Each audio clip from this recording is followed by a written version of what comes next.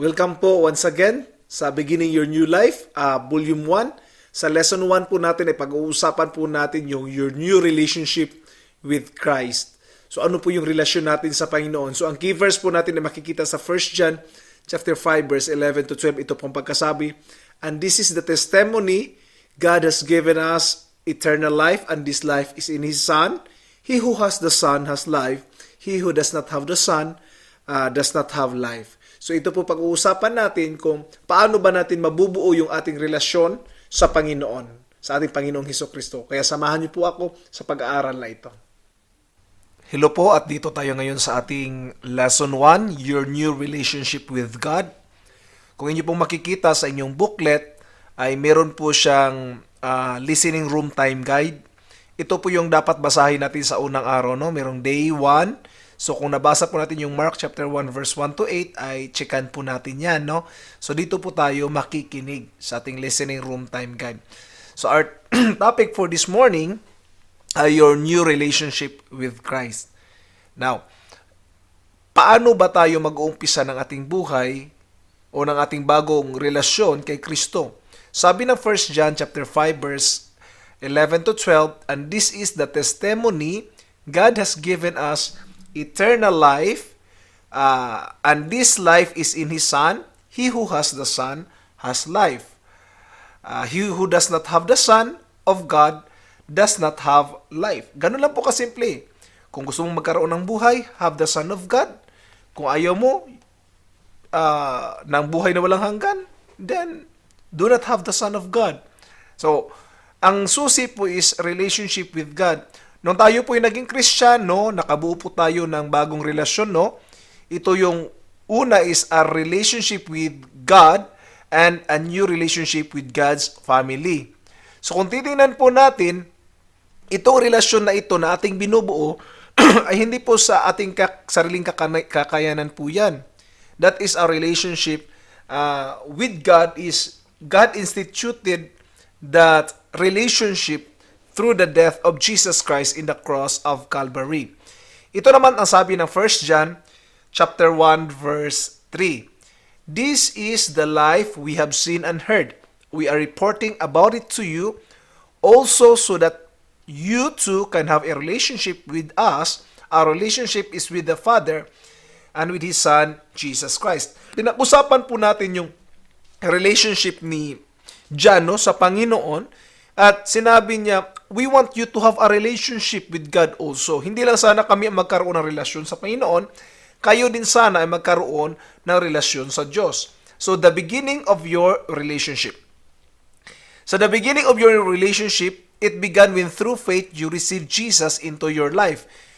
Nung tayo po ay nagkaroon ng pananampalataya, is nagkaroon po tayo ng bagong relasyon sa Panginoon.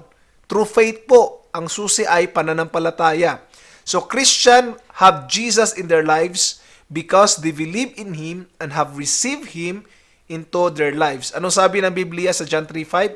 Jesus answered, "Verily, verily, I say unto thee, except a man be born of water and of the Spirit, he cannot enter into the kingdom of God."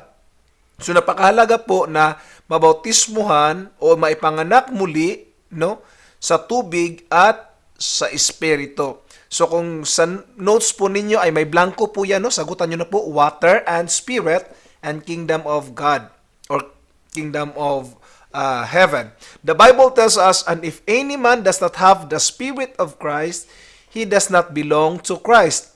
So, yun po yung sabi ng Romans chapter 8 verse 9. So when people become Christian, they belong to Christ and His Spirit lives in them. Yun po yung relasyon na binanggit po natin. Na kung halimbawa tayo po'y naglilingkod sa Diyos, nagkaroon po tayo ng bagong relasyon sa Kanya, nung tinanggap natin siya sa pamagitan ng pananampalataya, nagkaroon tayo ng bagong relasyon. Ano ba ang kahulugan ng bagong relationship na ito? Ito po yun, the meaning of your new relationship with God. Ang relasyon po na ito is a relationship of knowing God, pagkilala sa Diyos. Sabi ng John 17:3, "Now this is eternal life, that they may know you, the only true God, and Jesus Christ, whom you have sent." The meaning of knowing God is a relational knowledge. Hindi po siya basta pagkilala lang. Ang tanong ko po, kilala ba natin si Pangulong Noynoy Aquino? Mari sabihin niyo po, oh, kilala ko po siya. But the truth is, do you really knew him? Kilala mo ba talaga siya? Mari sabihin mo, ay hindi eh. Hindi ko siya kaibigan. Alam natin ang pangalan, but we don't have a relationship with him. So what God wants for us is to have this knowing relationship bilang pagkilala sa Kanya, nakilala natin siya in a relational form. Hindi sa lang po nakilala sa pangalan o sa title. Maaring alam natin lahat ng pangalan ng Lord, no? From ABC hanggang Z, kilala natin siya. For example, alam mo A as He is Alpha and Omega. Alam mo siya B as the bread of life, C as the comforter, D as the deliverer, E as eternal God. A to Z. Kilala mo siya. But if you don't have a relationship with Him, yung pagkakilala po niyan ay walang pakinabang.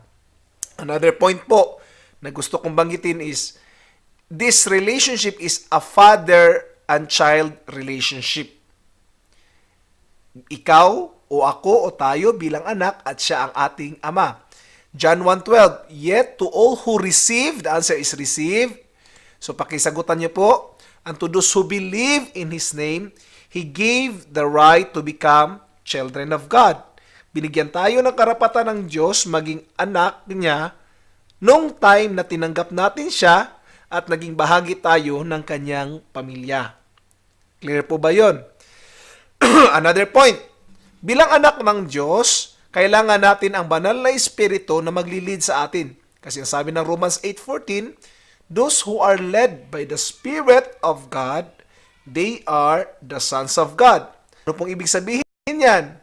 Kung ang Espiritu ng Diyos ay nasa sa atin, tayo'y tatawagin na anak ng Diyos. Yun po yung seal natin bilang mga anak, no? So kung wala pa pong sagot yung notes ninyo, sagutan nyo po led at saka yung sons of God.